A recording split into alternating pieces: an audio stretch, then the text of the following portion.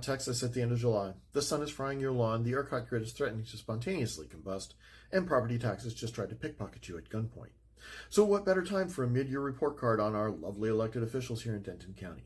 Because let's be honest, if Texas politics were a group project, Denton County would be the kid who didn't do the reading but still wants to hold the glue stick.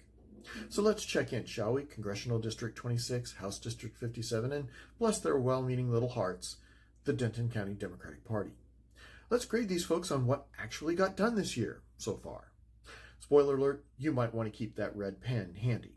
Let's start with Brandon Gill, Denton County's brand new congressman, or as I like to call him, Tucker Carlson's fan fiction come to life. Now, Brandon didn't win his seat because he had a policy plan. He won because in modern Republican primaries, you just have to be loud, loyal to Trump, and be able to spell Soros without blinking. So what's Gill done for District 26 so far? Let's check the receipts. Legislation introduced? None that helps Denton's infrastructure, healthcare, or economic mobility. Public comments? Lots of tweets about Marxists hiding in your recycling bin.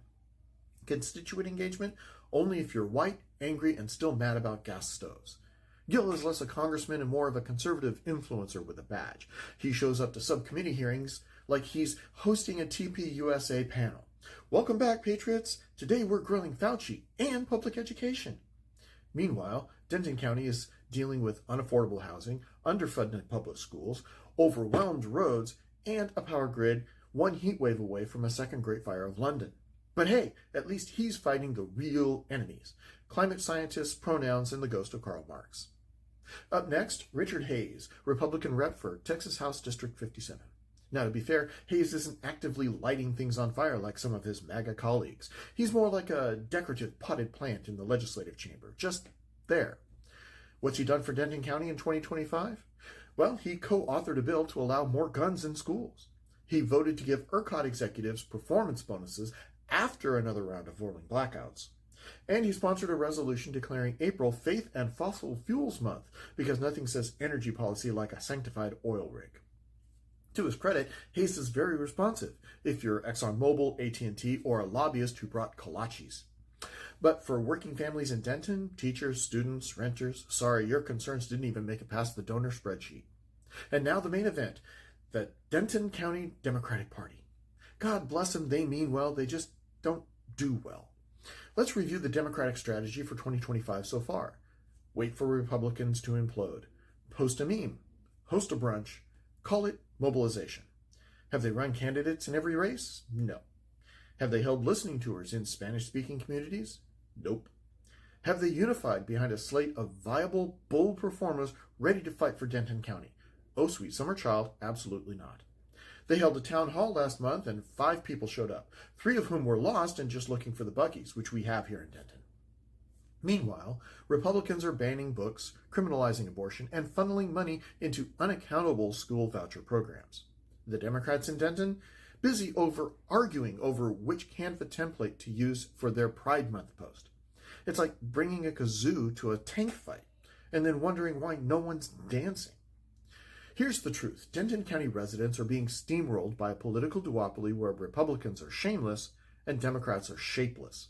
You've got Republicans like Brandon Gill treating Congress like an Instagram live stream. You've got state reps like Richard Hayes doing the legislative equivalent of holding the door open for fascism, politely, and with good posture.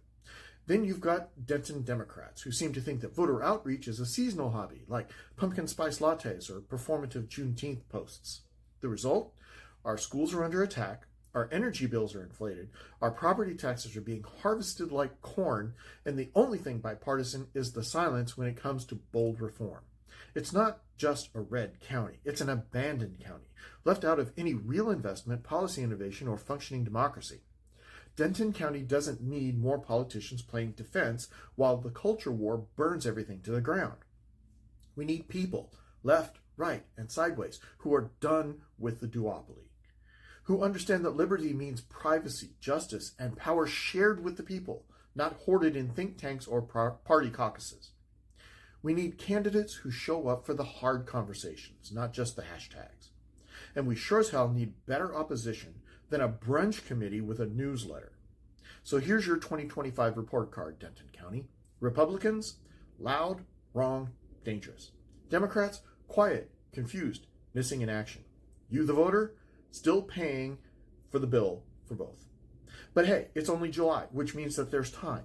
Time to organize, time to disrupt, time to stop voting for mascots and start voting for adults. Because if this is the best that red and blue teams can do, maybe it's time we kick the whole damn dodgeball team off the playground.